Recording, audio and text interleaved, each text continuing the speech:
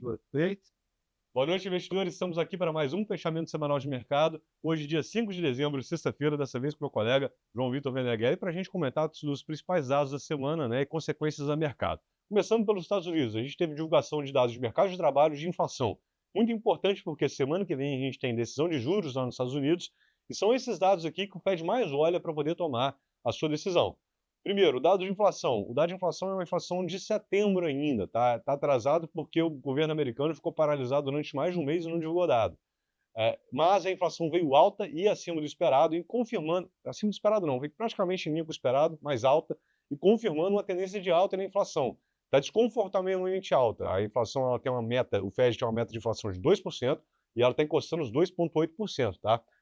Por outro lado, os dados de mercado de trabalho, esses sim atualizados, porque quem divulga esse dado aqui especificamente é uma instituição privada, eles vieram bem fracos e abaixo do esperado. Esse aqui, na contramão da inflação, é um dado que dá suporte para o Fed cortar os juros na semana que vem. Tá? Olhando para o lado do Fed, se a gente olha inflação e economia, não há motivo nenhum para poder cortar juros, a economia segue forte, a inflação está alta e acima da meta, consistentemente acima da meta. Agora, o que ele alegou nos cortes anteriores é exatamente a preocupação com o mercado de trabalho mais fraco. E esse dado de mercado de trabalho, ele retifica aqui, dá suporte, né, a uma decisão de corte na semana que vem, apesar do que o restante todo aponta para o outro lado. Lembrando que nas semanas anteriores a gente teve várias declarações de membros votantes sinalizando de que vão apoiar um corte. Então o mercado hoje precifica uma chance maior de um corte do que uma manutenção de juros. E como é que o mercado lá fora reagiu a isso tudo, João? Foi uma semana de muitos dados importantes no mercado lá fora, mas os principais índices fecham a semana subindo. O S&P, uma alta de aproximadamente 0,3%, e a Nasdaq, aqui que concentra um pouco mais as ações de tecnologia, sobe um pouco mais de 1% na semana. A gente observou também um movimento substancial na curva de juros lá, uma abertura principalmente da ponta mais longa, mas o mercado está olhando para a semana que vem, está olhando para as expectativas de corte de juros, como você já pontuou, existe uma aposta do mercado da continuidade do ciclo de cortes em 25 bips, é a grande aposta, é a grande expectativa do mercado. E na semana que vem, uma semana de super quarta ainda, né? E diante disso tudo, o principal impacto é aqui no Brasil, né? Pois é, né? É um cenário lá fora que, no final das contas, estava favorável ao Brasil, né? O dólar enfraquecendo, mais uma semana enfraquecendo contra todo mundo. E a gente entra essa semana com a divulgação do PIB do terceiro trimestre, tá? Foi um PIB fraco, tá? Foi um PIB com crescimento no trimestre de apenas 0,1%. O esperado já era um número baixo, 0,2%. Grande destaque positivo aqui foi a agropecuária e a agricultura, agroindústria, né? Puxando esse índice para cima. E o principal elemento que a gente tem que olhar aqui é que o consumo das famílias, né, cresceu marginalmente, ficou quase parado. Por que isso é importante também, falando de juros, né? A economia brasileira já vem dando sinais de aceleração há alguns meses já, mas o que preocupa mais o Banco Central e mantém os juros dos patamares atuais elevados, né, na casa dos 15%, é inflação de serviços, mercado de trabalho forte.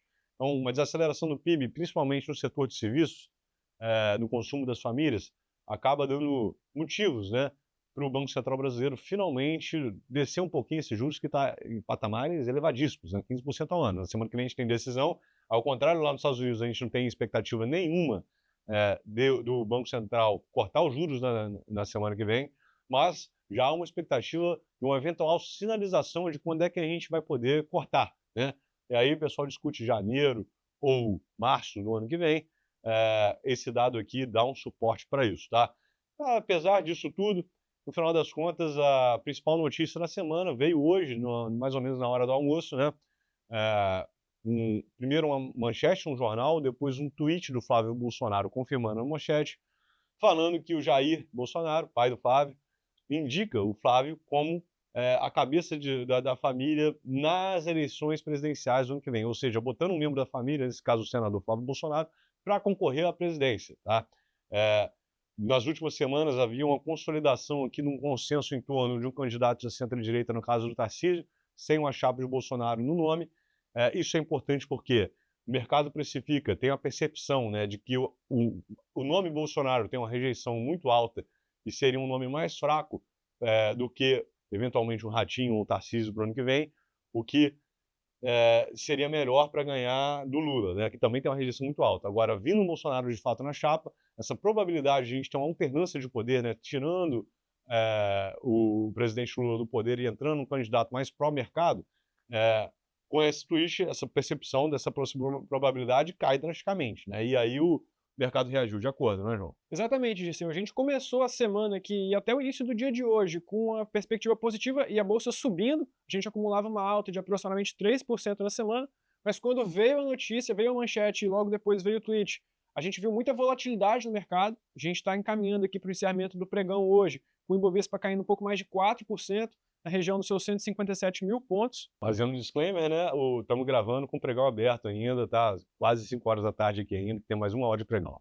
Até o momento, o Ibovespa já entregou toda a alta que tinha acumulado na semana até aqui, uma alta que tinha sido positiva, descolando até um pouco dos mercados emergentes. O México estava no 0 a 0 na semana, que vinha sendo positiva sobretudo pela questão dos dividendos.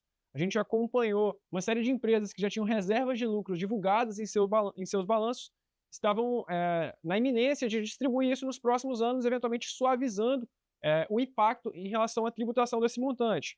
A gente vinha uma pressão compradora aqui na bolsa, sobretudo nesses papéis com essas características, mas toda a pressão compradora que correu. Hoje foi um dia de risk-off, principalmente aqui no Brasil, descolando da performance de todos os mercados emergentes.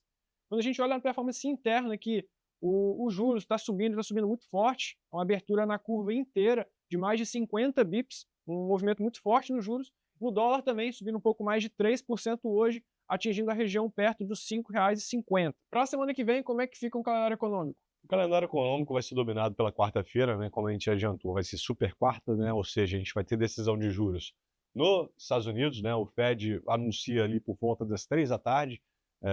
Primeiro sai o comunicado, depois o presidente Powell vai lá e faz o discurso.